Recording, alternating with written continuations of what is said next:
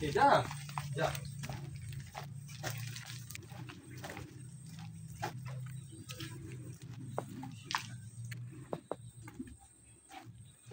Okey.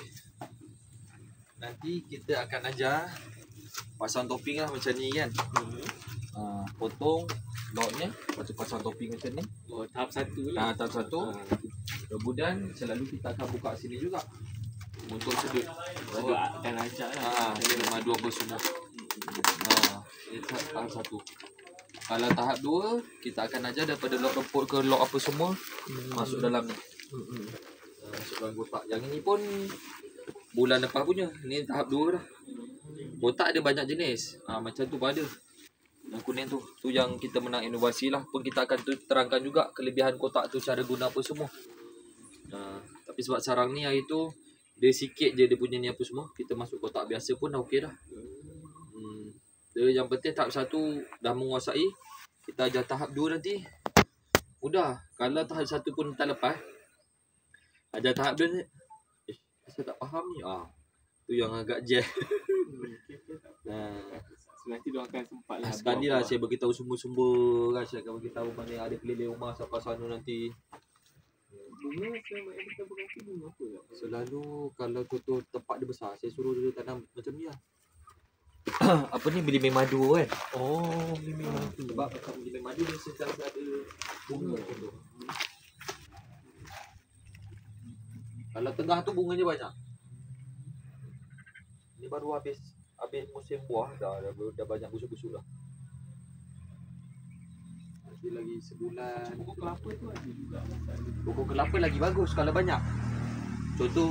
Contohlah kita buat berapa sarang, 40 sarang. Ada contoh 1 ekar tu memang pokok kelapa, dalam contohlah 50 pokok dan ke atas lagi bagus.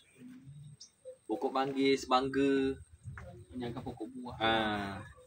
Macam kayu ATM dulu hari tu kan saya perasan dia buat projek durian kan, cakap apa itu kalau letak keduduk tu musim bunga durian memang penuh lah semua. Tapi yelah, durian setahun sekali je, paling kuat pun 2 kali.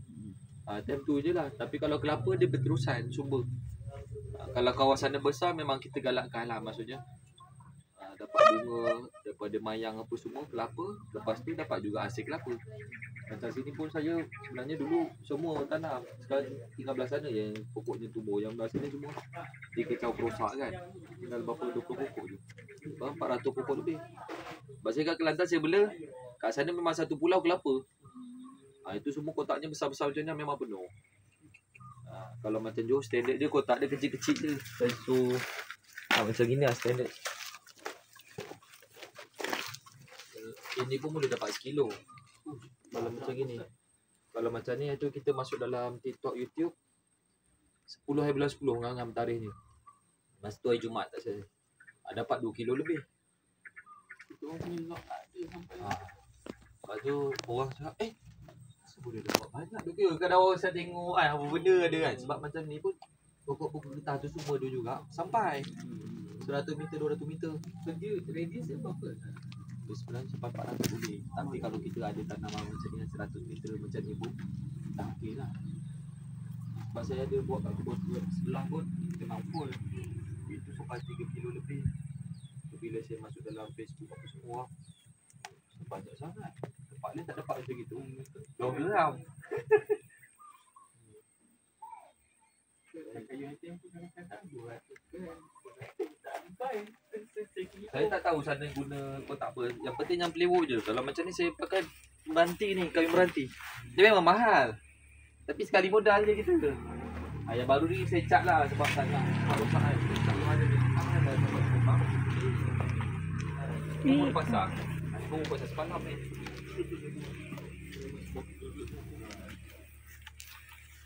Isi banyak. Macam ni korang tak mahal kan.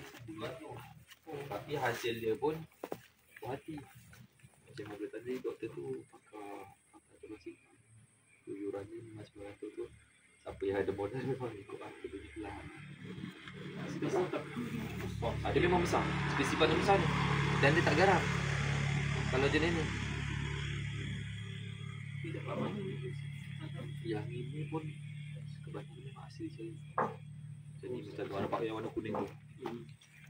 Torsika juga. Terus tegak. Ini pun akan jadi kuning. Ini macam bangun lagi. Nah, ni getah madu. Ni spesies besar. Ini pun boleh sampai 1 kilo kalau ni terbang. Ustaz tak potong lagi kan? Ini belum sempat. Sebab dah buat kotak dia besar. Penutup belum buat. InsyaAllah. Nanti Saya tak risau pasal Ustaz punya part ni. Saya risau saya punya part ni.